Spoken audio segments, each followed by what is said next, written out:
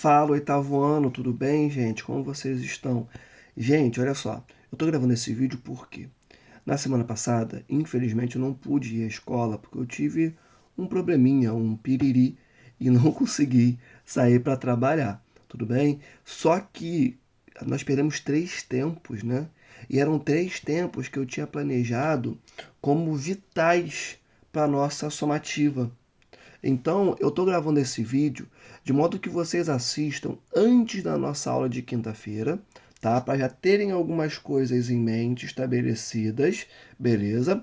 Para que em sala a gente consiga só relembrar esses conteúdos, tá? Eu vou tornar a falar sobre o que eu vou explicar para vocês aqui agora, tá? Inclusive vou construir tudo bonitinho para vocês no quadro, tá? Eu tô só gravando esse vídeo para que vocês já tenham uma base bacana e não partam do nada. Porque a última vez que nós conversamos sobre o tema da nossa somativa e que irá voltar para a nossa P2 foi o que? Há 2 semanas atrás? Então, eu quero, né, trabalhar um pouco melhor esse tema com vocês, que é um tema importantíssimo, né? Então, vamos falar sobre África. Show de bola? A gente já deu uma introduzida em alguns elementos, eu até formulei um quadrozinho para vocês. Eu vou retomar alguns pontos que nós já conversamos e aprofundar em alguns novos, beleza? Então vamos lá, gente. Começando sobre África, é interessante colocar, eu estou com algumas anotaçõezinhas aqui, tá? Então se olhar para o lado é por conta disso, tá? Que é um território, é um continente, sempre bom lembrar, por mais impressionante que possa parecer, alguns alunos ainda confundem África com país, só que a África é um continente. A regionalização mais tradicional desse continente, lembrando que existem outras regionalizações, tá? Mas a mais tradicional é a que divide o continente em duas porções: a porção ao norte, beleza? E a porção ao sul. A porção ao sul fica ao sul do deserto do Saara, conhecido como África subsaariana. Olha isso, subsaariana, justamente porque fica ao sul do Saara. Tranquilo?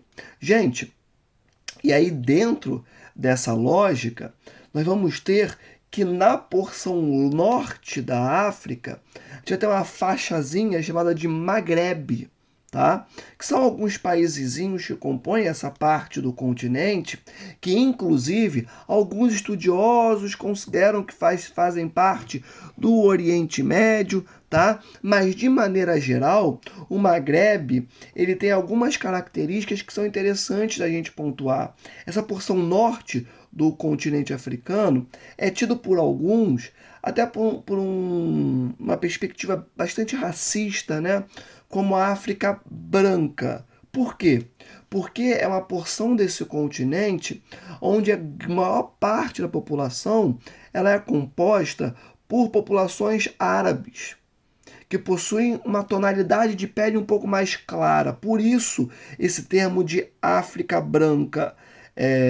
E a porção da África que é ao sul do deserto do Saara, que é a África subsaariana, é aquela porção do continente africano em que as múltiplas etnias que existem nesse continente, lembrando que é extremamente rico quando pensamos na parte cultural, quando pensamos também nos aspectos físicos, pensando em vegetação, espécies vegetais múltiplas, recursos minerais.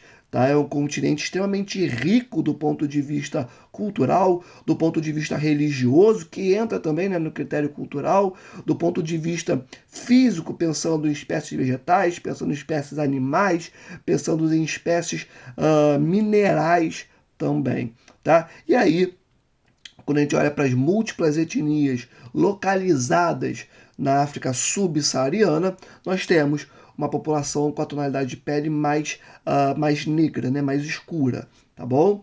Diferente da porção mais ao norte. Aí é característico, né, do processo de colonização, do processo de imperialismo que aconteceu nesse continente, que o europeu fizesse essas divisões racistas, né, colocando a porção norte como a África branca e ao sul como a África negra, que é a África subsaariana. saariana.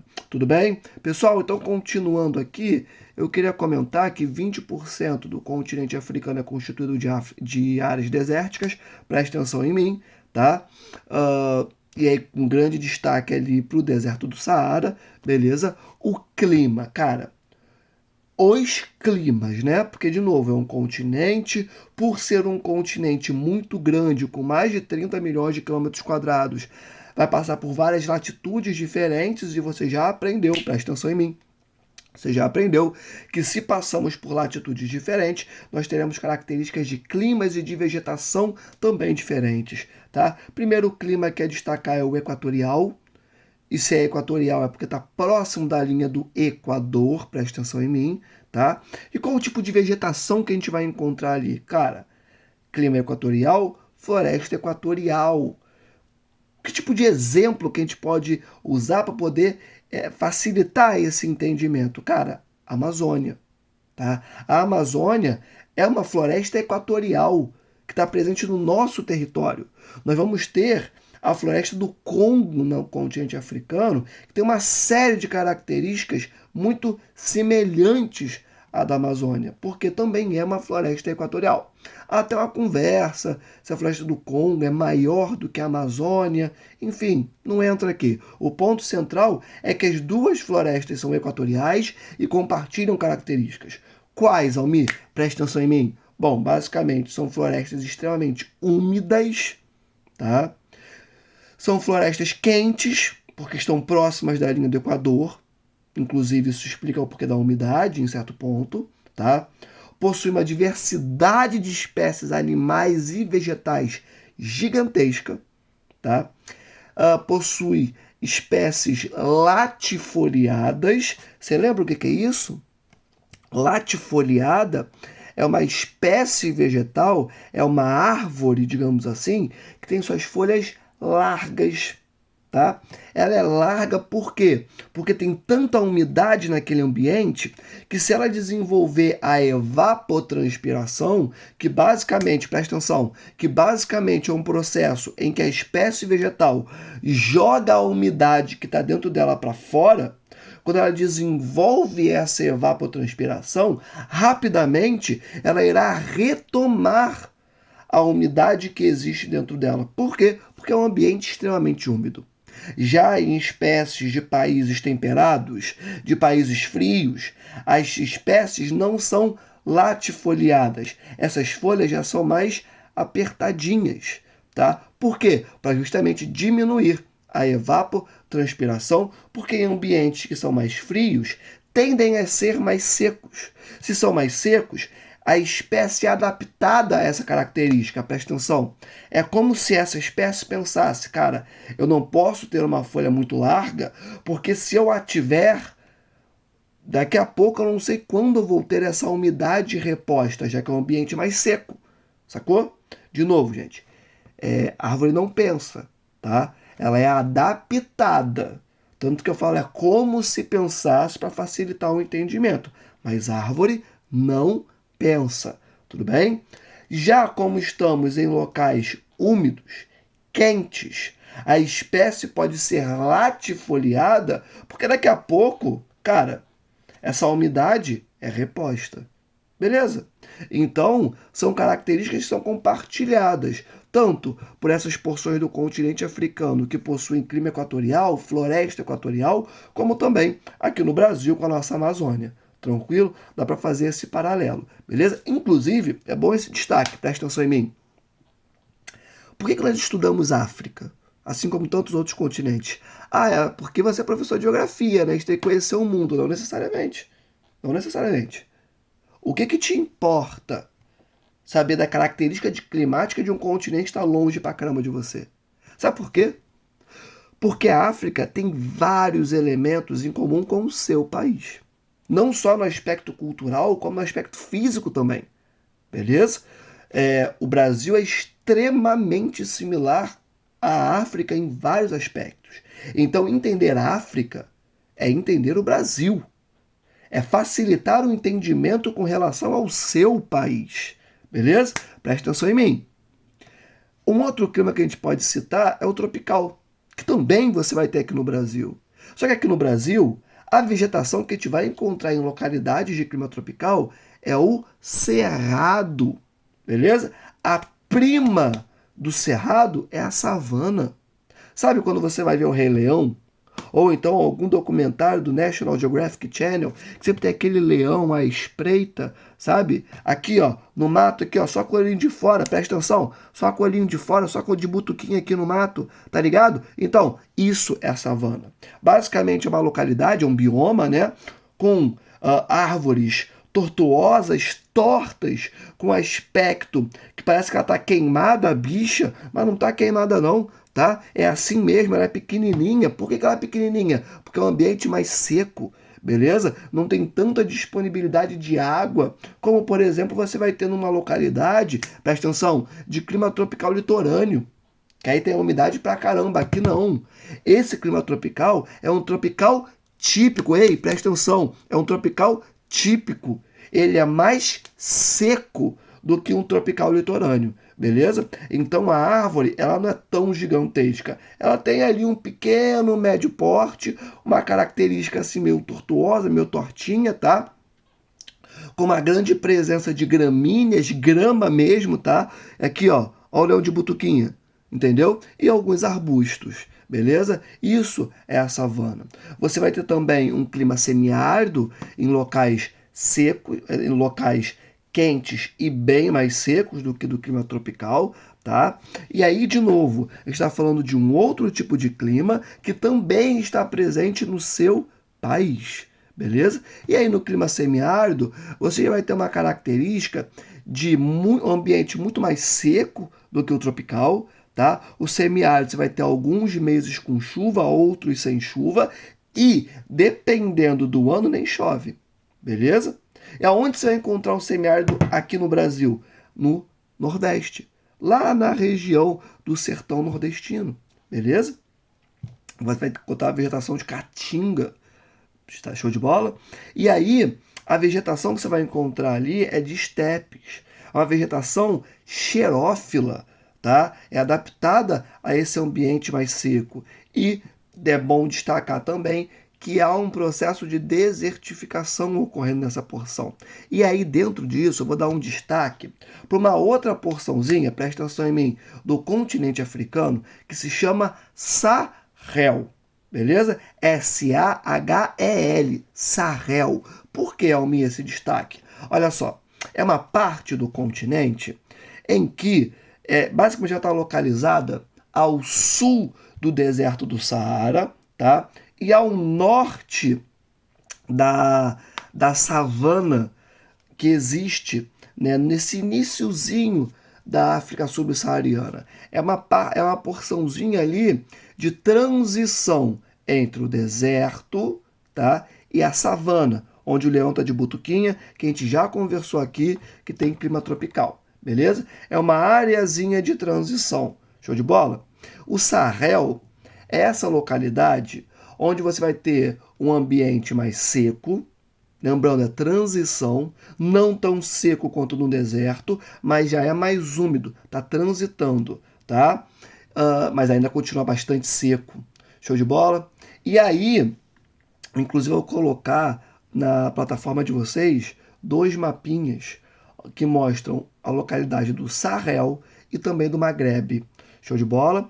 E aí, nessa localidade, você vai ter um processo de desertificação acontecendo com muita força. Almir, por quê? Acompanha comigo, senão você vai se perder. Olha para mim. Primeiro ponto. Olhando única e exclusivamente pelos aspectos físicos, como essa é uma localidade de estepes, é uma localidade de clima semiárido, show de bola? Cara, é completamente compreensível que pela menor presença de umidade aí, você ter um processo de desertificação que poderia, ser mais facilmente compreendido. Então, pela menor disponibilidade de umidade, você tem uma característica física que favorece esse processo de desertificação. Só que, olha que coisa louca que é.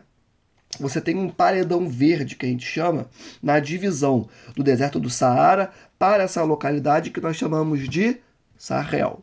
beleza?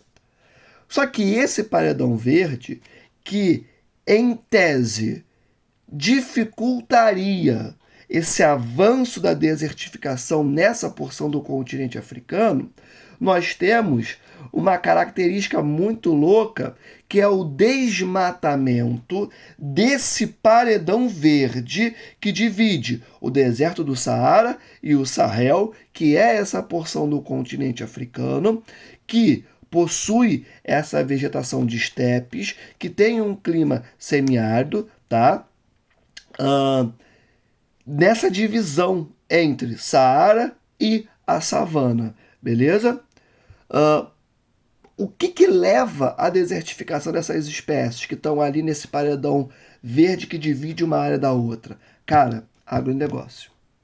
Você tem uma série de produtores agrícolas, e aí não é o seu João, não é a Dona Maria, são grandes empresas, principalmente europeias e chinesas, chegando nesse século XXI, tá? Que desmatam essa localidade, beleza? Mais europeias, diga-se de passagem, e colocam plantio de soja, colocam pecuária, e aí a pouca umidade que você já tem nesse ambiente diminui mais ainda. E aí você tem uma amplificação, uma ampliação do deserto do Saara, levando, culminando, acelerando esse fenômeno da desertificação sobre essa localidade que nós chamamos de Sahel.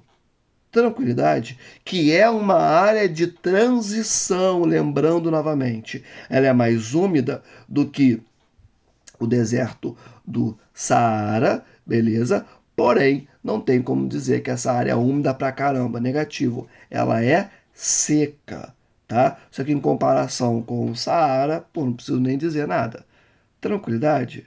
Ela acaba sendo um pouco mais úmida, mas continua sendo extremamente seca, tanto que o clima é semiárido e as espécies são as estepes. Beleza? Almir, o que são estepes? Basicamente, cara, são gramíneas, sabe? Olha o nome, gramínea, vem de grama, não vem? É isso mesmo, é aquele tapetão, né, verde, digamos assim. Algumas espécies nem são tão verdes assim, tá? De pequeno porte. Almir, mas por quê? Porque, de novo, é um ambiente que é seco. Se é seco, tem pouca disponibilidade do fator que é crucial, presta atenção, para o desenvolvimento de espécies vegetais. Sabe qual é? A água. Tá? Então, se tem pouca água, tem pouco desenvolvimento de espécies mais altas, digamos assim. Logo, a vegetação que nós temos são estepes, é um tapetão verde, tá? São gramíneas. Até que tranquilo, de boa mesmo, galera. Tá? Essa questão da desertificação no Sahel é importantíssimo, beleza? Porque isso é um problema muito sério no continente africano, porque muitas famílias, centenas, milhões de famílias, dependem desse paredão verde que existe na divisória entre Saara e Sahel para que consigam desenvolver ali os seus plantios, suas agriculturas. Mais de 60% da população da África subsaariana depende da agricultura de subsistência. Perceba esse nome, subsistência, presta atenção. Não é uma agricultura comercial que vai exportar para a China, para a Europa, para o mundo inteiro. Não, não, não. É uma agricultura necessária para a existência das famílias. Beleza? Então, sem essa umidade gerada pelo paredão verde que existe ali, cara, essa localidade que já é semiárida, que já é caracterizada por estepes, que já é seca, que passa por um processo de desertificação, tem essa desertificação ampliada e aí dá ruim, tá? E aí dá ruim. Você vai ter ali, deixa eu ver se a memória tá boa. Se eu não me engano, na virada de 1965, entre 65 e 79, algo do gênero, uma grande fome que vai abalar uma série de famílias nessa localidade do Sahel. Por quê? Porque o desmatamento foi ocorrendo, foi um período mais seco, tá? E aí, cara, fome, beleza?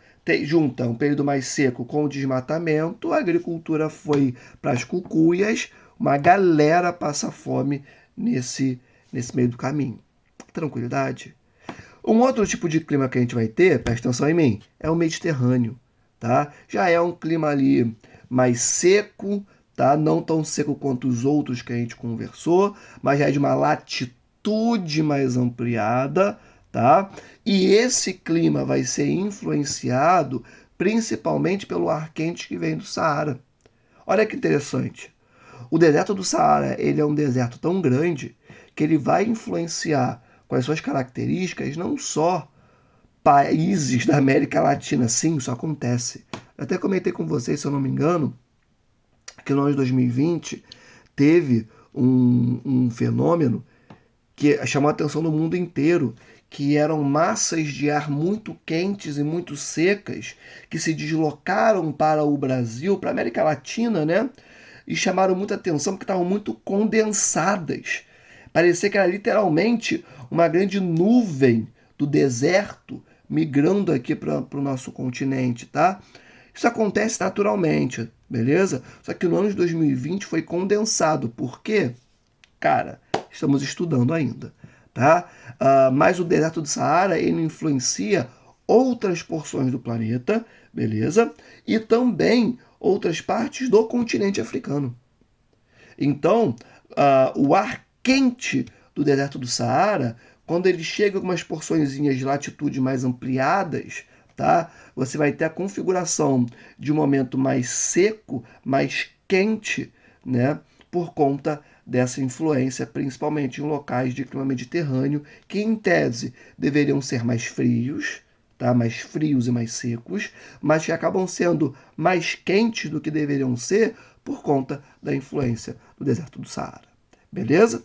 Pessoal, continuando aqui, eu queria comentar com vocês, já fiz alguns comentários sobre divisões regionais, e aí eu queria comentar rapidamente, né, sobre a fome que existe na África subsaariana. Fome, pobreza, enfim. É muito comum que quando a gente fale em África, as pessoas pensem logo em fome, né? Naquelas imagens de crianças esqueléticas e tal. E as pessoas pensam, pô, que pena, que chato, né? E vida que segue, não se questionam sobre o porquê desses processos. Gente, fome não é um processo natural, beleza? Não é, sempre tiveram pessoas passando fome, então é algo comum, algo natural. Não, não é não. Mas não é mesmo. Sempre tem um processo social envolvido. Sempre tem uma classe que subjuga a outra e que leva a esse processo de fome, tá? Por mais que você tenha momentos do ano mais secos que possam contribuir para um cenário de fome, cara, para que exista fome alastrada por milhões, centenas de pessoas, esse processo é o que nós chamamos de socio-natural, mais sócio do que natural, eu diria, tá? Por quê? Cara, porque desde o século XVI, mas com muito destaque para o século XIX, você vai ter os europeus entrando no continente africano e desenvolvendo um processo de colonização. Almir, o que é colonização? Colonização é quando uma galera olha para outra galera e diz o seguinte: eu vou me deslocar para o seu território e eu vou retirar o máximo de riquezas que eu puder do seu território. Você querendo ou você não querendo. E tem mais. Quem vai tirar tudo isso para mim é você que já está aí. Ah, mas eu não quero. Você não tem que querer. Beleza? Eu vou desconfigurar toda a sua cultura, eu vou destruir tudo que você conhece como normal, como realidade, beleza? Eu vou reconstruir, presta atenção, uma realidade que atenda às minhas demandas, show de bola, e você será escravizado, ponto final. Entende? Isso é colonização. é você aniquilar características culturais de um povo e tornar esse povo seu servo, tornar esse povo o seu escravo. Pessoal, nós dizemos que os europeus vão começar a implementar com muita força, principalmente a partir do século XIX, no momento que nós chamamos de imperialismo. Esse nome é fundamental para você. Não só para entender o que aconteceu no continente africano lá atrás, para entender o que acontece no continente africano hoje, para entender o que acontece na Palestina, para entender o que acontece em várias porções do mundo, no sul, sudeste asiático, na América Latina, beleza? Imperialismo, que eu já estou falando e vou aprofundar, não são processos que acabaram, beleza? São processos que organizam o nosso mundo nesse momento em que nós conversamos, beleza? Então os europeus vão implementar o que nós chamamos de plantation. Almir, o que é plantation? Basicamente, é um modo de se produzir no campo, preste atenção, que pressupõe alguns elementos fundamentais, como, por exemplo, latifúndio. O que são latifúndios? São terras imensas. Eu estou falando de terras do tamanho de países, beleza? Latifúndios na mão de pouquíssimas pessoas, uma família, entende? Uma empresa. Imagina uma terra do tamanho, nem de um país, de um Tocantins, na mão de uma família. Isso é um latifúndio, beleza? Então tem que ter latifúndio, tem que ter mão de obra escrava. Por que mão de obra escrava? Porque é mais barato, ponto final, tá? Para o europeu isso era e é maravilhoso, beleza? Então tem que ter mão de obra escrava, tem que ter também uma produção destinada ao mercado externo, e é aí, junto com os outros dois elementos que eu já comentei, que você vai entender a fome. Sabe por quê? Porque olha só, o europeu, quando ele vai para o continente africano, ele não está se preocupando em produzir o que a população necessita. Não importa para ele. Ele não mora na África.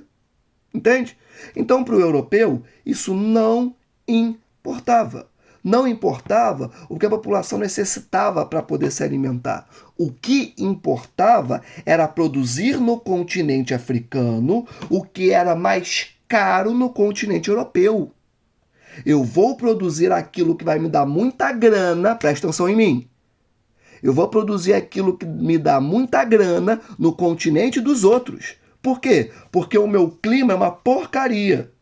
Eu preciso do clima que seja mais quente, que seja mais úmido, que tenha um solo melhor. E a África me oferece tudo isso.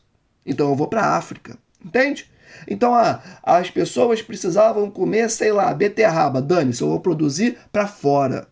Então é focado no mercado externo. Show de bola? E um outro elemento cultural, um outro elemento fundamental, perdão, que é a monocultura.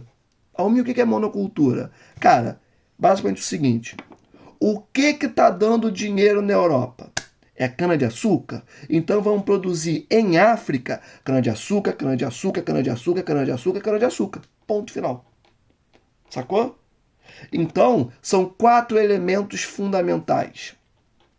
Latifúndio, mão de obra escrava, produção voltada ao mercado externo e produção monocultura, com uma cultura agrícola apenas, beleza? Esses 4 elementos constituem um modelo de produção no campo que nós chamamos de plantation. Se você se questionar sobre o porquê que a África passa fome, a África subsaariana, é por conta disso aí, beleza? Pessoal, a fome no continente africano é um produto, presta atenção em mim, é uma consequência da atuação europeia nesse continente há pelo menos 500 anos, com mais força a partir do século XIX, os 200 e poucos anos. Entende? A fome no continente africano é produzida. Ela não é natural, ela não é culpa dos africanos, não é culpa porque tem muita corrupção envolvida ali. Claro que isso dificulta, claro que guerra civil dificulta, é óbvio, mas o que principalmente, fundamentalmente, explica a fome no continente africano é o colonialismo / imperialismo europeu naquele continente até hoje. Até 1994, ainda existia colônia europeia no continente africano. A culpa da fome na África é da Europa Ocidental. Beleza? Fechou essa parte? Show de bola. Olha só, então, eu queria falar de alguns aspectos relacionados a isso. Eu acho que o mais importante que é esse foi, né? Presta atenção em mim. Tem um outro elemento fundamental. Na África subsaariana, principalmente, nós temos a multiplicidade de crenças. Desde crenças tradicionais, desde crenças que são compartilhadas com o Ocidente, como, por exemplo, o cristianismo.